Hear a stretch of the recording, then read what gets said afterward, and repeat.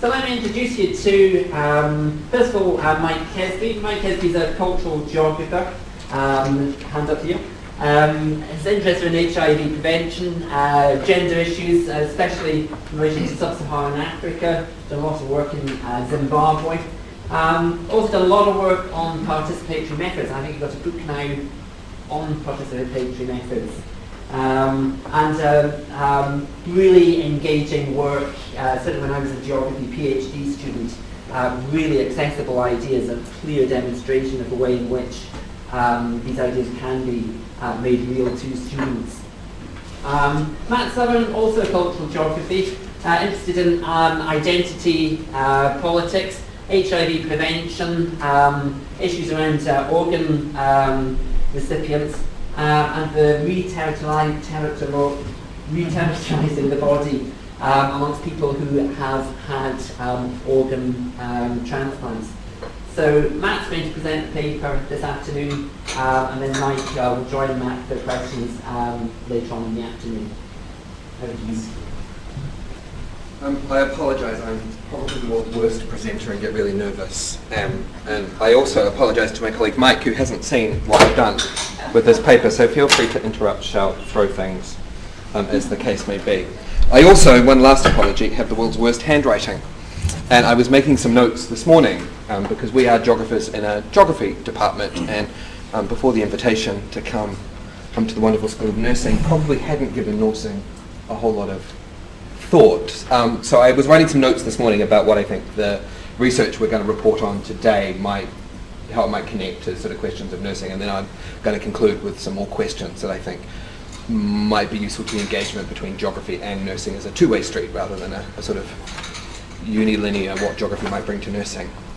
Okay, so again, to my bad handwriting. Okay, we're two qualitative geographers working in a department where many of our colleagues work in quantitative modelling. That's the kind of context we're coming from. We're the two random qualitative, there's actually three of us, but one of them is a historical geographer, working in a department that has very strong links to policy, that has very strong links to evidence-based policy making, largely from quite quantitative backgrounds, be that epidemiology, demography, and so forth. So we are the outliers, I guess, and you'll probably get a sense of our outlieredness as I go through the paper. But we are indebted to those colleagues for pushing us to think about epidemiology, which is largely what we're going to talk about today, what I'm going to talk about today, right? We've also got to thank Ian and Richard for inviting us here to engage in discussions about nursing practice, something which I've already said will become clear isn't something we've given a lot of thought to, but as we begin to move this research forward, because this is really only a framing exercise, I think it's something we need to learn from you lot a lot about, I think. So thank you very much for inviting us. What I want to do in this paper is outline some of our recent research on blood donor selection policies. We hope that this example will do two things which will be of relevance to this workshop. The first is, for those who aren't geographers, we hope to demonstrate how bringing a geographical lens to a contemporary health policy question might lead us to slightly different conclusions than the kind of aspatial, a little bit asocial epidemiological lens that is currently applied. So that's the first thing. What might geography do to some of these kind of key health policy questions? The second point, a little bit more tenuous, is I hope that we can draw a contrast between the kind of distant, abstract framing of public health data that a lot of social science engages with, I think, and the kind of messy, embodied realities of actual practice that is probably a little bit better known to those of you who actually have to deal with real, messy, complicated bodies, which fortunately in Ivy Towers or St Andrews we don't usually have to do too much. We hope therefore that we can prompt discussions not just about what geography might bring to nursing, but what nursing might bring to geography. So anyway, that was my attempt to try and justify what we're doing. So, on to the question of blood donation. Drawing blood from one body and injecting it into another will always carry risks for both the donor and the recipient. For the donor, harvesting blood may risk their health if they've recently lost blood, if they've got low iron levels, if they're on certain medications. Of course, we could go on about the dangers of taking blood from one body. But for the recipient, there are risks that they'll receive the wrong blood type, either because there's mislabeling, a mistake happens, and so forth. But there's also a risk that the blood that they're injected with will contain a blood-borne infection. It'll contain some kind of viral or bacterial infection. And it's largely viruses we're going to focus on today, HIV and hepatitis, largely. Okay. As Richard Titmuss famously argued in his classic text, The Gift Relationship, One of the primary ways to avoid blood-borne infections was to ensure that the donors were of high quality. And if you haven't read the book, what he does in it is he's a sociologist, does a little bit of an ethnography between an American system where people are paid for blood donations. There's a wee bit about Russia where people are forced to give their blood, and the NHS where there's an altruistic system where people freely donate their blood. And his argument is, in the altruistic system, where there's no external motivation other than doing good, the donors are likely to be of higher quality and are more likely to submit to answering questions about their medical histories to ensure that that blood doesn't pose a risk to the recipient. So for Titmuss, and this was before some of the more extensive and rigorous chemical screening techniques that we have for blood, his argument, his focus was on how do we get donors to engage with that system in a truthful and open way. So I want to flag that up as the first part we're starting with, right? So in the 45 years since Titmuss published The Gift Relationship, have witnessed advances in the clinical screening of blood and in the epidemiological modelling of risk. Yet there remains a chance that blood will be donated during a window period where viral infections can't be detected. And the primary concern here is for HIV and hepatitis, right? So for example, for HIV, it takes 9 days since exposure before the most advanced screening techniques, nucleic acid testing for HIV, becomes effective. So it is possible someone will have been exposed to HIV, make a blood donation within a 9 day window period, and that HIV infection will not show up even once the blood is screened. Does that make sense? Right, so because of this limitation, pre-donation questionnaires are used to manage risk by deselecting would-be donors whose donation is judged disproportionately risky, in particular at risk of a blood-borne infection. As elsewhere, the UK's National Blood Service use a questionnaire to identify would-be donors whose, and this is the language I use, lifestyle and medical history suggest they may be likely to have contracted a blood-borne infection. Potential donors are trusted to answer truthfully a range of questions, the questions which may lead to their deferral. Therefore, as Titmuss observed more than 40 years ago, a core question for ensuring the safety of the blood supply is, and this is a quote from Titmuss, what particular set of conditions and arrangements permits and encourages maximum truthfulness on the part of donors? I think that's the question we want to reflect on a wee bit today. Trust and truth-telling remains central to the work of blood agencies around the world because, regardless of the specific questions asked in the pre-donation questionnaire, they ultimately rely on the donor's honesty, on the donor's willingness to comply. These questionnaires are therefore an opportunity for potential donors to reflect upon the risk their gift of blood may pose to its eventual recipient. They're an opportunity to reflect upon the risk their lifestyle may pose to both to themselves and to others. Most controversial in these risks that are assessed in the pre-donation questionnaire, and this won't surprise any of you, are the ones around sexual activity. And in particular, the uneven distribution of HIV and hepatitis across demographic profiles. Most vocal, or most prominent in the concern around this, is the exclusion of men who have sex with men from the potential donor pool. Right? So if you are a man who has to have sex with other men, up until 2011 in the United Kingdom, you were permanently excluded. Regardless of the type of sex, regardless of how long ago it was, whether or not a condom was used, whether or not it was oral, anal, and so forth. That remains the case in the United States, it remains the case in Canada. As I'll get to in a minute, the UK's recently changed that to 12 months since last exposure, so you have to have sort of 12 months not having sex with another man, and then you can donate. Australia did that about 10 years ago, New Zealand did it 5 years. There's a rolling program where most countries are beginning to amend a permanent exclusion to a time-limited deferral. In the UK, men who have ever had oral or anal sex with another man, even if a condom was used, that is the language from the Blood Service, were excluded from giving blood until a policy review undertaken in 2011 reduced this to a 12-month deferral. This followed similar moves to time-limited deferrals in Australia, Argentina, New Zealand and elsewhere. The policy of indefinite deferral had its roots in the fog surrounding the emergence of the HIV/AIDS crisis in the early 1980s. By the end of 1989, in the UK alone, 1,700 people had contracted HIV as a result of contaminated blood transfusion. So this was a really serious issue, particularly in the absence of effective screening for the virus. While there is now an understanding that HIV is not confined to the men who have sex with men population, the association between HIV and other sexually transmitted infections and men who have sex with men has proved hard to change.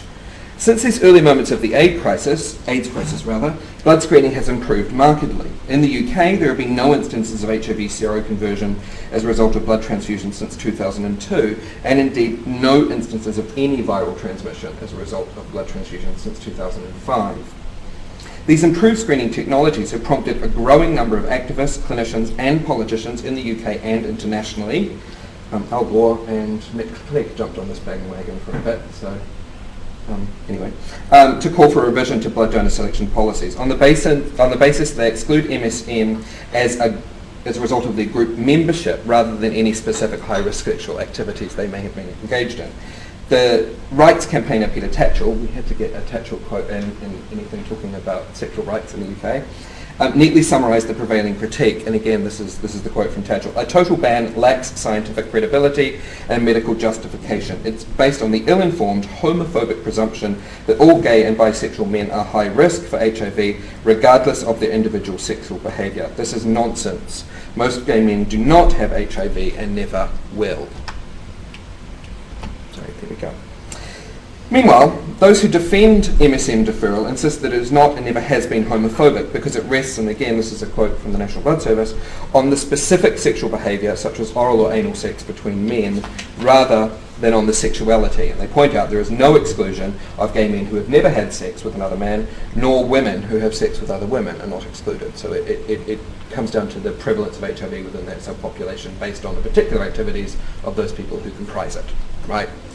Furthermore, epidemiological data consistently show heightened HIV prevalence within the men who have sex with men group. These protestations have not proved politically persuasive, and as a result of mounting pressure, a policy review was begun in 2009. It reported in 2011, as I said, and it found that while more sophisticated epidemiological modelling and improved bloodborne infection detection meant that the risk presented by MSM donors was insufficiently high to justify their continued indefinite deferral. Rather, MSM who meet the other blood donor criteria should be allowed to donate 12 months after their last contact. The prevailing consensus now seems to be that while this remains a keenly debated issue, deferral policy is now more consistent across other high-risk groups. So men who have sex with men are asked to wait 12 months since their last sexual encounter before they can donate blood, as are those who purchase commercial sex are asked to wait 12 months since they last purchased commercial sex, and then they can donate blood. Okay, so the argument from the Blood Service and others is that it's no longer inequitous, it's consistent across each of these high-risk groups. Okay, however, we are less convinced that this harmonisation of high-risk groups to 12 months deferral will mean the issue goes away. But we don't want to follow Tatchell and present a rights-based critique of deferral policy. Indeed, as legal scholars have shown, there is no clear legal right to donate blood, whereas recipients of blood products do have a legal right not to be harmed by the blood products they receive. These rights are firmly anchored in European law and in the UK Consumer Protection Act.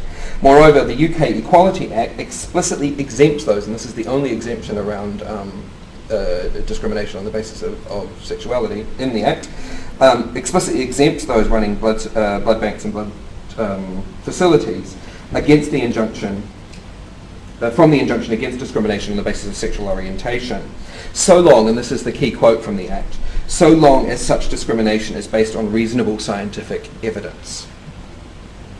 Finally, key international legal test cases in Australia and Canada, the Canadian one is actually really, really fascinating, have found that despite the detriment to men who have sex with men as a group, the deferment policies are objectively reasonable, again, the finding from Canada and Australia, when they are based on science. Right? So the critical ground for blood donor selection, therefore, should not be rights, but science, we think. It is the best scientific evidence, to use the evidence-based policy making, the best scientific evidence on which blood donor selection is based, on which selection criteria were reviewed, on which third sector organisation assent is secured, on which the exceptions to the UK Equality Act explicitly depend, on which potential donors are asked to accept deferral, but most importantly, upon which the recipients of blood products are asked to place their trust. Given how much rests upon it, it is significant that the recent review in the United States by the US Advisory Committee on Blood Safety and Availability recently declined, in contrast to the British review, to change the permanent deferral of men who have sex with men. Not because extant research provides sufficient evidence for existing policy, but because they provide an insufficient basis on which to revise it. In fact, the committee concluded that the deferral of MSM is suboptimal because it permits some potentially high-risk donations from heterosexuals while preventing some potentially low-risk donations from men who have sex with men. Certainly we would argue new data are needed in the UK as much as they are in the US. But as we argue, researchers who are going to produce this data must first interrogate thoroughly exactly what constitutes the best available scientific evidence, and whether or not the population paradigm that is used to map risk across these various subgroups is sufficient to capture the risk posed by all potential donors. This is not an agenda that either the British or the American review made explicit. The dominant epidemiological paradigm of risk evaluation needs to be unpacked, we argue, because it fails to adequately address the degree of fit between its epistemology of group-based deferment, so deferring groups of the population as a whole, right, grounded on aggregate epidemiological data at the population level, so the prevalence rates within particular subgroups, right? If it's sufficiently high within that subgroup, 5%, you get deferred. If it's low enough in this subgroup, 0.9%, you can donate. Does that make sense? We're not sure that that approach is actually the best one to take, is what we're going to argue, right? And the ontology of actual risk, so the actual physical sexual practices that people engage in that expose them to risk. Embedded in the heterogeneous complexity of individual practice. So we're wanting to shift the debate away from a population level argument about prevalence within different subgroups and onto the actual practices that expose people to risk. Okay. So again, we want to shift from rights to science, right? Basically, our concern is that risk is understood as attaching to populations which have aggregate likelihoods of risk rather than to individuals who pose an absolute or not risk. The current donor health check, which is the questionnaire you're given if you've ever given blood to fill in, does not, in fact, despite rhetoric to the contrary, attempt to assess the risk posed by individual donors. Instead, the donor health check questionnaires perform a reverse triage. Yes, I am on the right slide, sorry. They prioritise those people deemed less risky to donate. So they seek to exclude the most risky until they get to the least risky to donate. Triage is necessary because testing, as we've already said, although improved, remains imperfect, and because the blood services seldom have the budgets to adopt all new screening technology, so they don't actually use nucleic acid testing for HIV because it's too expensive, even though the window period is much lower for donating it. Triage, however, is context dependent. Where supply is limited to demand great, as with rare blood types or indeed organ donation, fewer donors are rejected and screening is supplemented by a detailed review of the individual medical histories. The remaining risk of a window period donation is subordinated to the recipient's desperate need. In situations of more reliable supply, such as for most blood groups, it is expedient to defer those whose donation is assumed more likely to test positive.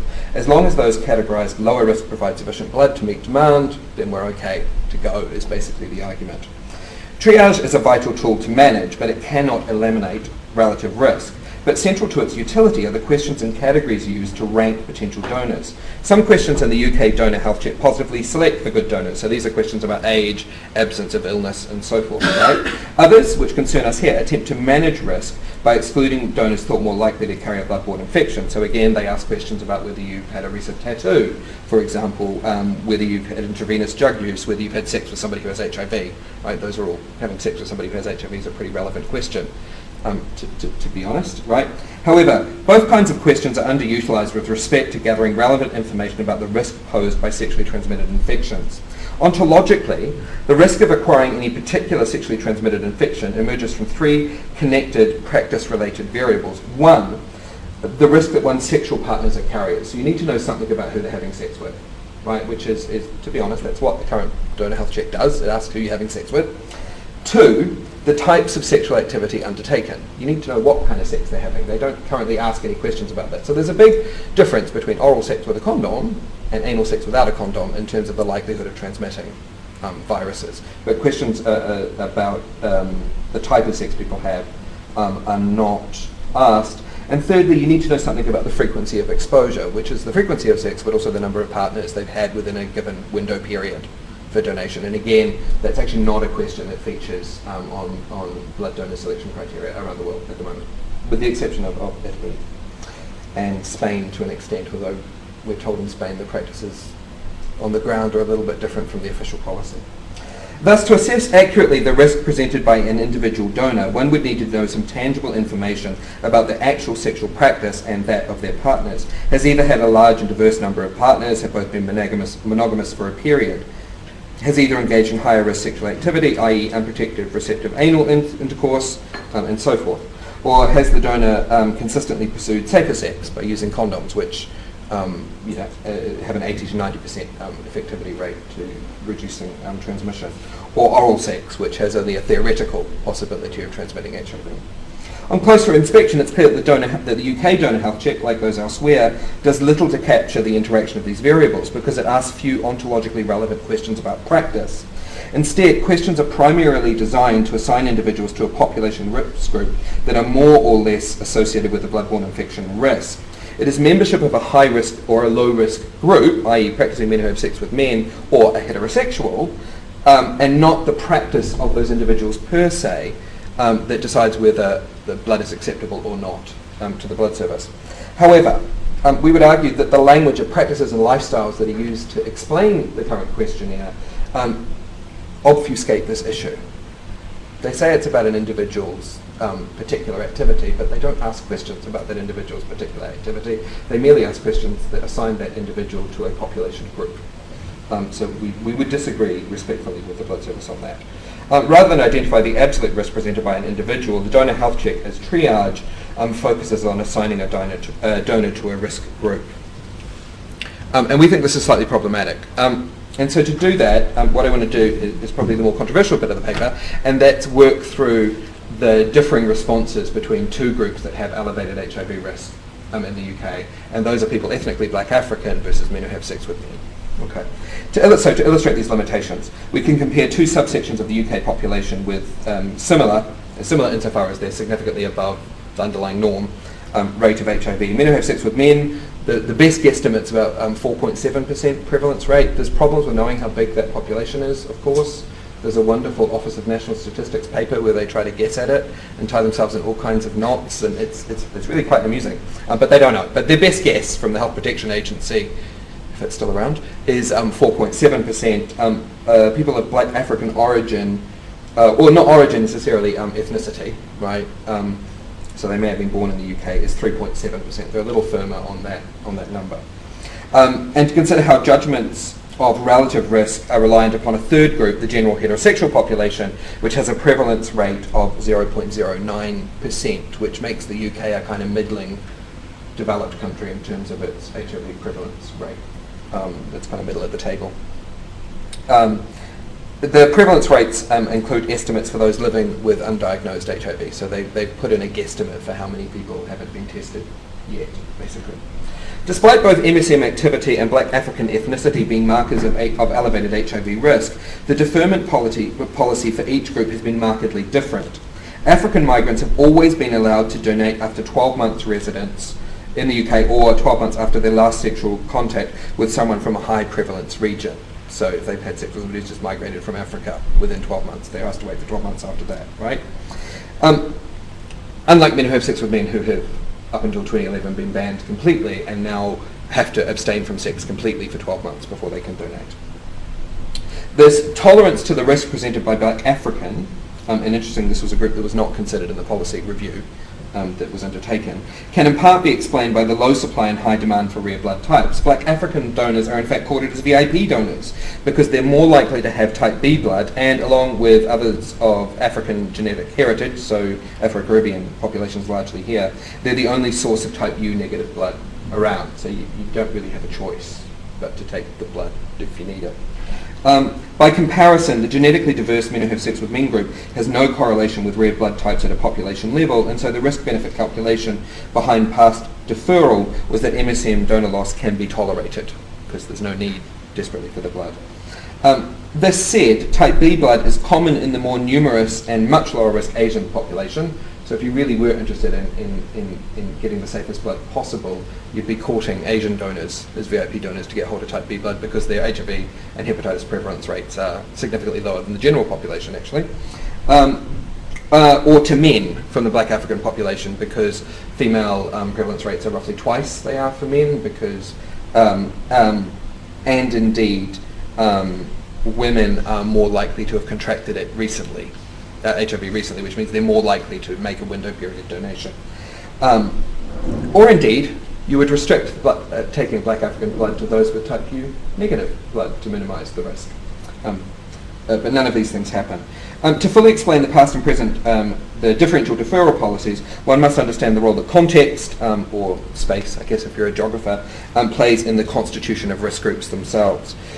Because in the UK most black Africans present late in an advanced stage of HIV infection, and therefore it was assumed until recently that seroconversion was predominantly historical, with perhaps 68% of black African HIV transmission occurring outside the UK. So the thought from the Health Protection Agency and others was that they were infected in Africa and brought it to the UK. So such that had they been here for 12 months, even if they were not yet diagnosed, it would show up in the screening of the blood, right? So, and therefore the donation would be removed from the pool. Consequently, a 12-month deferral after travelling from a region of high HIV prevalence, or sex with a partner who has so travelled, has been deemed reasonable to avoid window period donations. This assessment, however, cannot be based on any impact that assimilation into the UK MULI may have on sexual practices per se. So there's an assumption that when they move to the UK, they will draw their sexual partners from the UK general population that is much lower risk, rather than continue to draw them from a higher prevalence population such as black Africans. And the reason we say that is they don't ask any questions about sexual practice. So they can't know whether it's changed sexual practice in any way. Instead, the donor health check simply determines whether a donor can be connected to a risk group or a geographic region of risk via a sexual partner. Thus, the 12-month deferral of black Africans appears to be based on the assumption that migrants of 12 months residence draw partners from the lower prevalence UK general heterosexual population. This contrasts markedly to the arguments being made about men who have sex with men. The model applied to men who have sex with men is both endemic and proximate. 82% of men who have sex with men transmission is estimated to occur within the UK, and when diagnosed is more likely to indicate a comparatively recent seroconversion. Now that's not surprising, because men who have sex with men are the population that are most likely to get tested frequently. But nonetheless, this contextual assumption is that regardless of any specific practice that individual men who have sex with men may engage in, any MSM activity constitutes high risk because MSM will draw their partners from within a high prevalence population. Hence the reason men who have sex with men have to withdraw from sex for a full 12 months. Black Africans just have to have lived here and not had sex with someone who's recently migrated from Africa. Does that make sense? But they can still have sex. Yeah? Interesting that still oral or anal with or without a condom, it's still the same question, even though they've shifted it to 12 months. Post-2011 deferral rules require men who have sex with men to remove themselves entirely from the context of sexual relations for 12 months. Okay, sorry, did that move forward or not? No. There we go. These assumptions would appear to rest on simplistic and unequal understandings of social MULI on an in particular imaginative geography of risk. In the UK, the donor health check imagines sexual networking to only one degree of separation, leaving questions about partners unasked. In the case of men who have sex with men, entanglement in complex sexual networks is assumed. The presence within 12 months of a single partner from the same population category indicates high risk. No questions are asked to determine an individual's specific sexual history, and the pursuit of safer sex, e.g. condom use, is explicitly dismissed. By comparison, there is no deferral of black Africans who are sexually active, whether that's oral, vaginal, or anal, irrespective of whether they use condoms or not, with other black Africans. Instead, the category is subdivided along geographic lines, and practice remains eschewed. Right? Risk and complexity attached to high prevalence regions, i.e. to Africa, and those who have recently travelled from them. Amongst the remainder of black Africans, complexity beyond immediate partners and the elevated prevalence within a group of a whole is ignored. The unstated imaginative geography informing current deferral policy toward black Africans is that the risk of transmission in a window period donation can be distanced over there to the African continent, whilst over here the sexual networks of heterosexual black Africans are indistinguishable from those of the general population. As social cultural geographers who do stuff about ethnic segregation and sexual networking, we think that's a slightly problematic assumption, because the UK is actually becoming increasingly ethnically segregated, and it is likely that one will continue to draw one's sexual partners from within the local community that they are in. So, it fails to account for the ethnically segregated geography of contemporary Britain and the probability that many people draw partners from their immediate locality or community. Furthermore, it has not been adjusted, this approach to black African donation, in response to the most recent surveillance reports, which use a new method of assigning probable country of infection, which estimate hasn't yet made it into the health policy, to the blood policy people yet, but that 52% of heterosexual transmissions actually occurred in the UK. 57% of those 52% were among black Africans in the UK. So the assumption that they had been infected in Africa and brought it here, the data is beginning to suggest is not in fact the case. Policy would thus appear to be inconsistent and rest on overly simplistic geographic/risk group categories that explicitly allied ontologically relevant behaviours and willfully homogenise a broad range of complex sexual networks and practices. Okay. We don't deny that the men who have sex with men population, as currently constituted in epidemiological surveillance data, suffers from disproportionately higher risk of HIV and other bloodborne infections. And a series of studies in a range of national settings over decades have shown this. We're not seeking to deny that in any way. But our question relates precisely to the way these data in the epidemiological studies are constituted.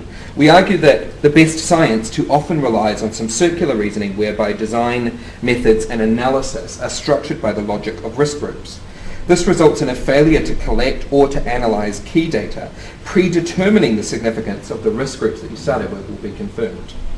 For example, an often cited study from Sanchez 2005, and this was cited heavily in the American case and in the latest Department of Health review, the SABATO, which is the Safety Advisory Body on Tissues and Organs, who conducted the review on behalf of the Department of Health. Defended the US deferral policy using data from a post-donation survey of 52,650 donors and then linked that post-donation survey to the screening results for their blood donation. So we know that they were that donated it. We know after that blood was screened how many of those tested positive for a bloodborne viral infection, and we matched that up. That was matched up to the survey results for these 52,650 donors. The findings showed that 569 donors, or 1.2% of the 25,168 males in the sample, were in fact men who have sex with men who should have self-deferred. They chose to lie to the system, basically, and donate blood anyway.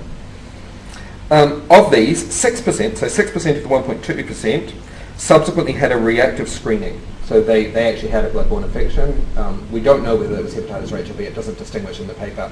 But they had a reactive screening. They weren't supposed to donate blood, they lied, and 6% of those turned out to have a bloodborne infection.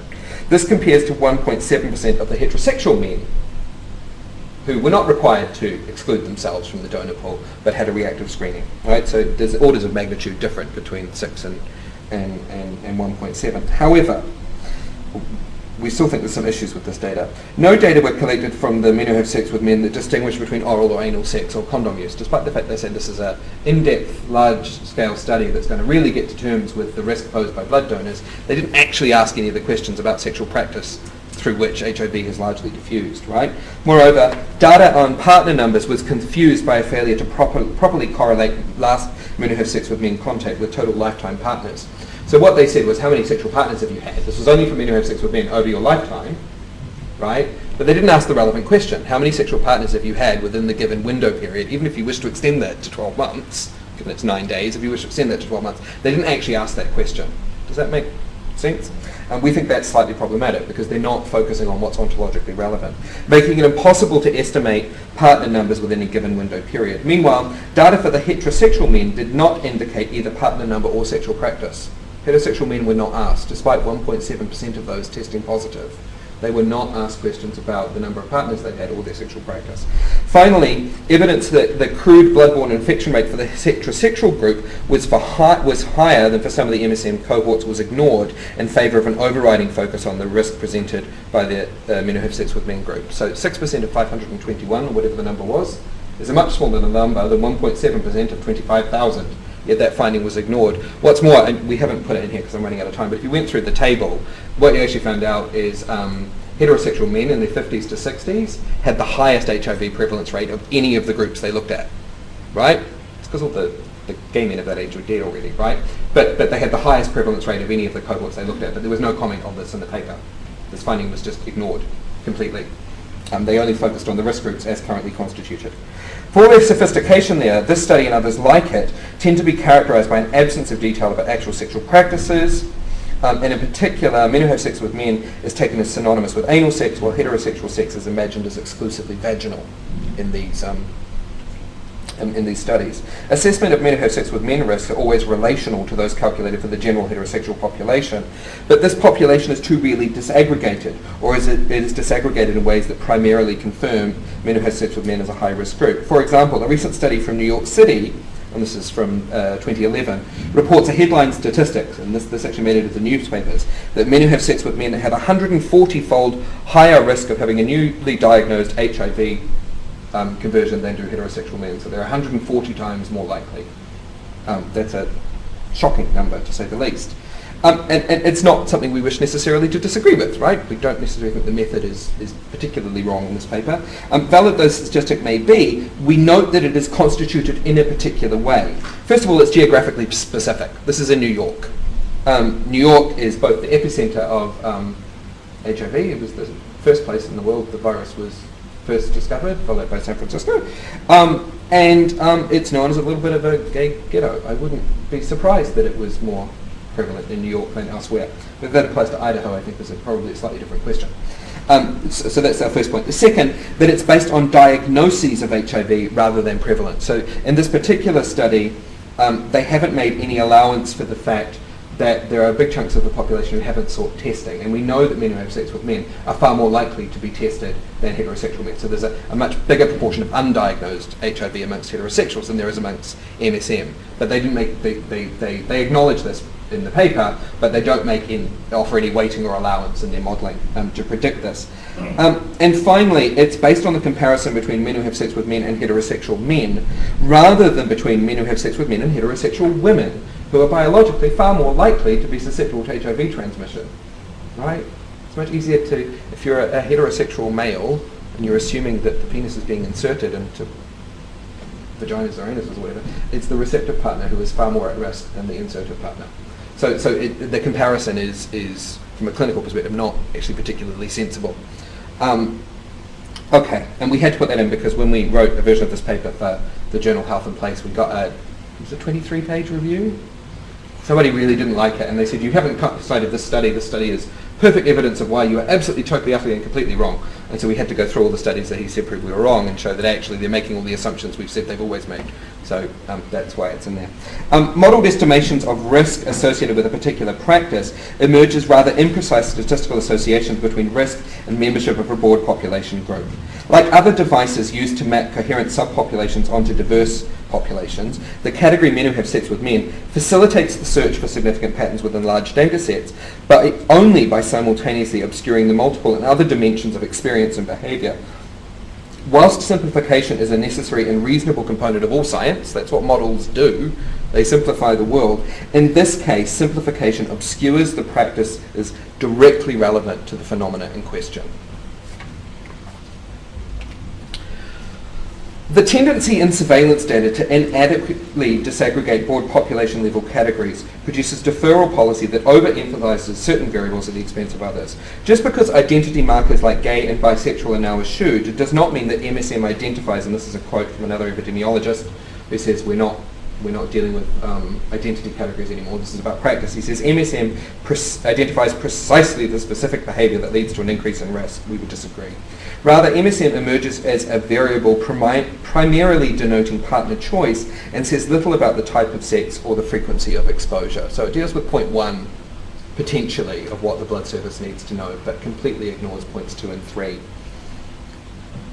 The grid of risk groups obscures actual patterns of risk within complex and diverse human sexual practice. Explicit discussion of practice is avoided, and the practices with very different risk profiles are conflated. And again, as evidence of that, I would just point out that the official line across all of the UK is, if you're a man who's ever had sex with a man, oral or anal, with or without a condom, you are excluded. And I'm not entirely sure I would put... In the last 12 months. In the last 12 months, yeah. Well, no, it's still Northern Ireland. The wonderful health minister in Northern Ireland, Mr. Poots, it's a brilliant name, isn't it? Edwin Poots, has decided that he will not adopt the approach that's been adopted in England, Scotland and Wales, despite the fact we ship blood over there all the time, right? There's a European network. We get Spanish blood too, but anyway. I digress.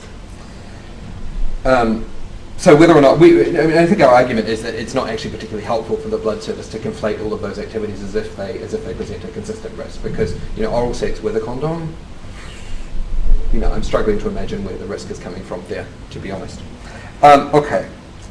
Explicit discussion practices avoided and different risk profiles are conflated. Individual men who have sex with men, even those engaged in lower risk activities, remained assessed on the basis of the aggregate risk for the MSM group as a whole, is our point. This isn't about individual donors, this is about the population.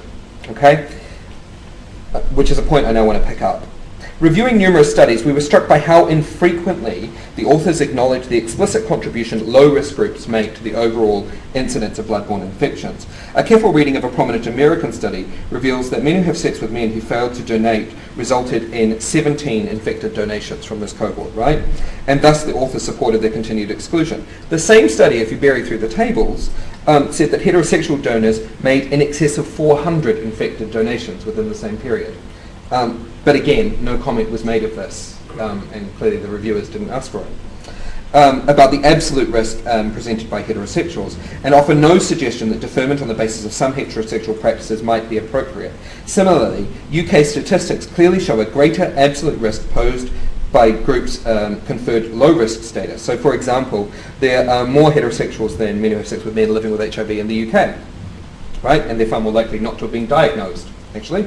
In 2009, heterosexuals comprised 63% of new hepatitis B cases, 54% of new HIV cases. 70% of the 23 HIV-infected donations that were detected in 2009 in England and Wales came from heterosexuals. Between 96 and 2008, of donated blood that tested positive for any marker of infection, 44% came from donors who reported heterosexual sex as the most likely cause, as opposed to 29% from men who have sex with men. And crucially, 38.4% of heterosexuals that tested positive for HIV did not report a partner that fell into any high-risk category. They came from the 0.09% of the general population. Therefore, in discussions of deferral, we think it's important to acknowledge Rose's classic observation that a large number of people at a small risk may give rise to more cases of disease than a small number who are at high risk. However, our point is not simply that significant residual risk remains even after some of the total risk is eliminated by the exclusion of men who have sex with men or commercial sex workers or IV drug users and all the other people are excluded. Rather, it is also that existing donor selection protocols insufficiently emphasises that accurate and efficacious measures of prevalence and incidence are entirely reliant on the parameters used to define the population under investigation. As geographers with an appreciation, and Ian will like this, you never thought you'd hear the cultural geographer say this, did you? With an appreciation of the modifiable area unit problem, which basically says depending on where you draw the lines of the unit you're looking at, you get different answers, right? Where was I? Modifiable area unit problem.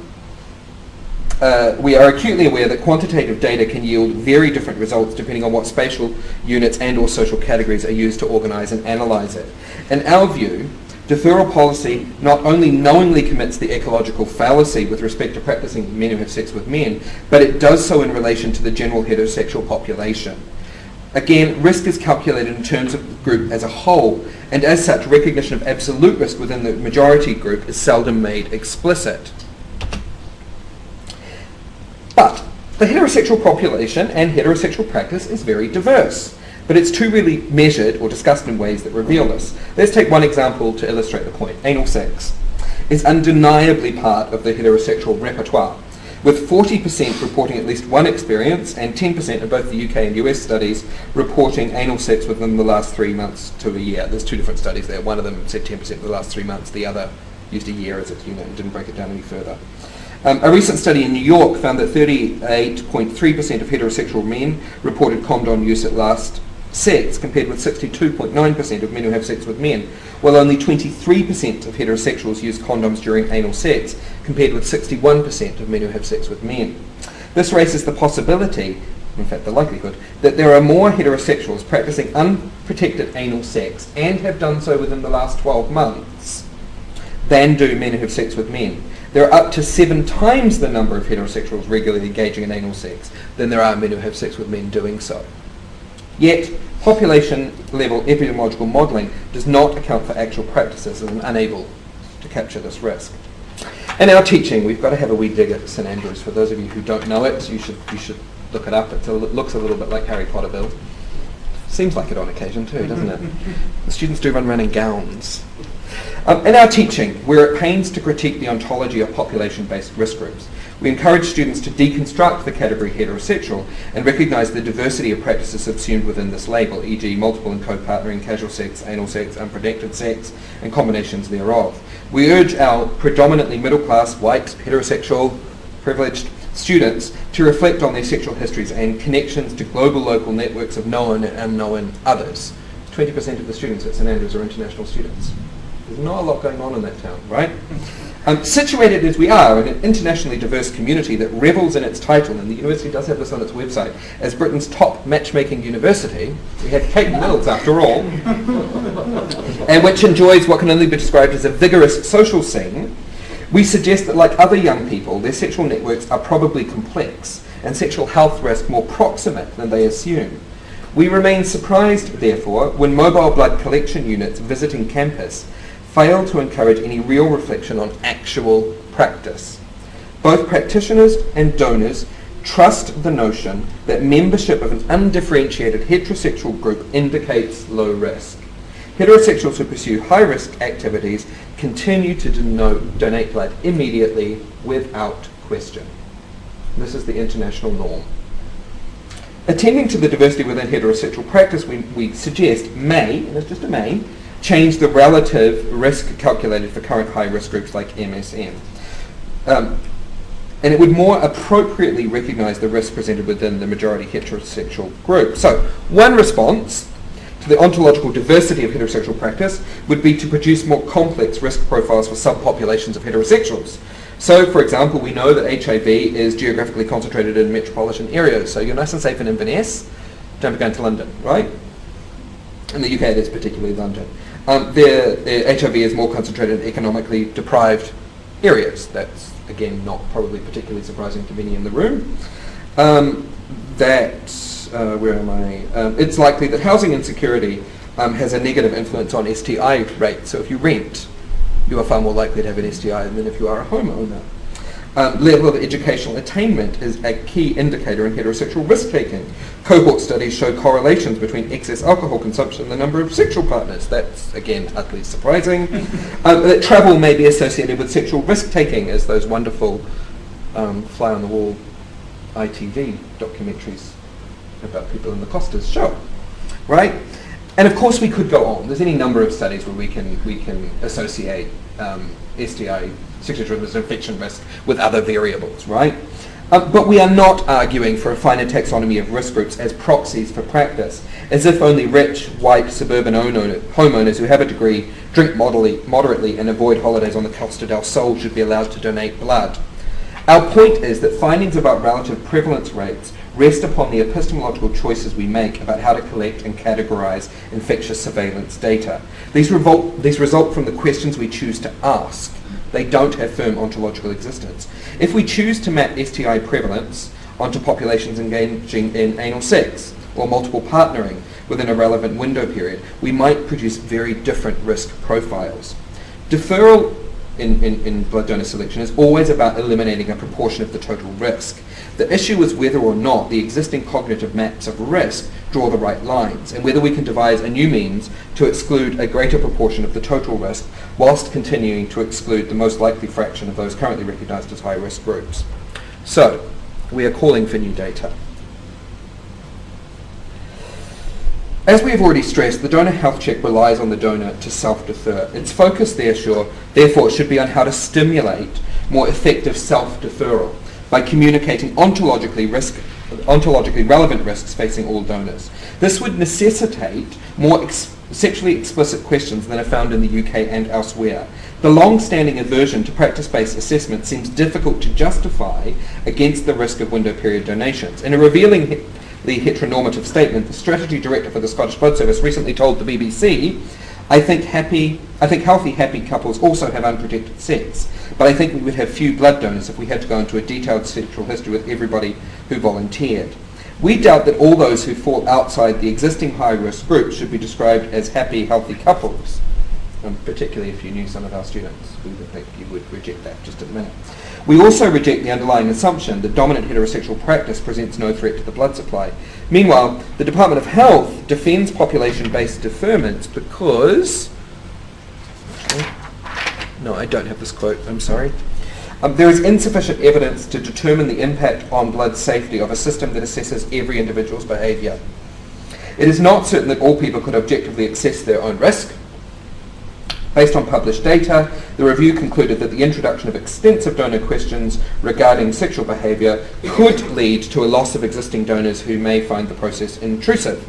So when I read this, I thought, that's very interesting, because I want you to ask questions about sex, and you're saying, if we do, people won't donate blood. This seemed to be a pretty important finding. So I wrote to the Department of Health, and I said, could you give me a reference for this, because there was no reference in the report included. And they didn't get back to me, so I tried 3 times. So then I put a Freedom of Information request in to the Department of Health for the reference for it, and they came back with one reference to a Canadian study that hadn't been published at the time, and it was one of those sort of 3-page report kind of studies based on a postal questionnaire of donors, and I found it quite difficult to follow. So I wrote to the author of the report and I said, could you explain to me this conclusion about donor loss? Does that mean people just won't answer because the study was ostensibly was trying to say, will people answer questions, but they never actually asked the question, will you answer questions about sexual history? They never actually asked that question. And so I was a little confused. I wrote to the author and I said, or would it, if we did ask you that, would it stop you donating? Well, no, that's not true. I'm sorry, I'm tangents, right? It's bad. I told you I wasn't a very good presenter. What this study did was it sent out a postal questionnaire to men who have sex with men and says, if we ask you questions about your sexual activity, would you answer them? The men who have sex with men said, well, we don't really want to, but we'd rather you did that than excluded us from giving blood at all, so yeah, we probably will.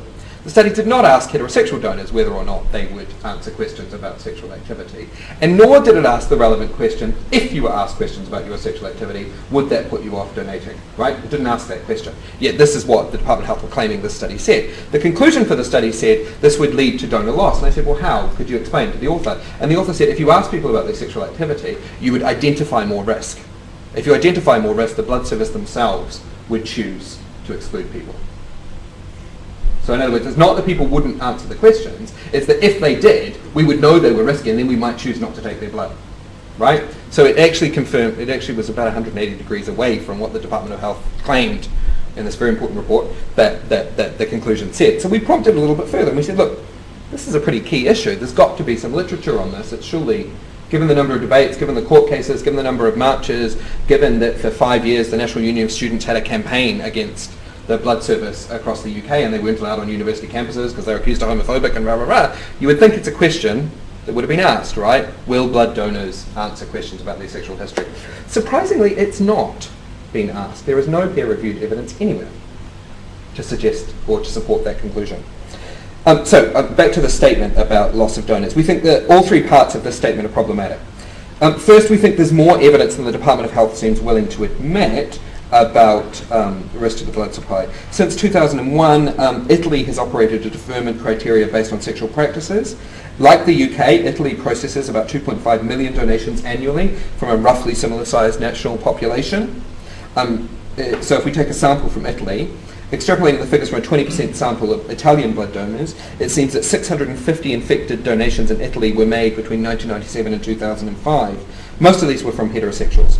By comparison, in roughly the same number of donations in the UK, 747 infected donations were made in the UK between 2006 and 2008. So it's actually a bigger, we're putting an extra 4 years on for the UK. 5 years? Oh, I'm taking too long. I'm sorry. I apologise. Most of these were from heterosexuals. This figure excludes infected donations from heterosexuals with no connection to high-risk category and therefore no requirement to defer.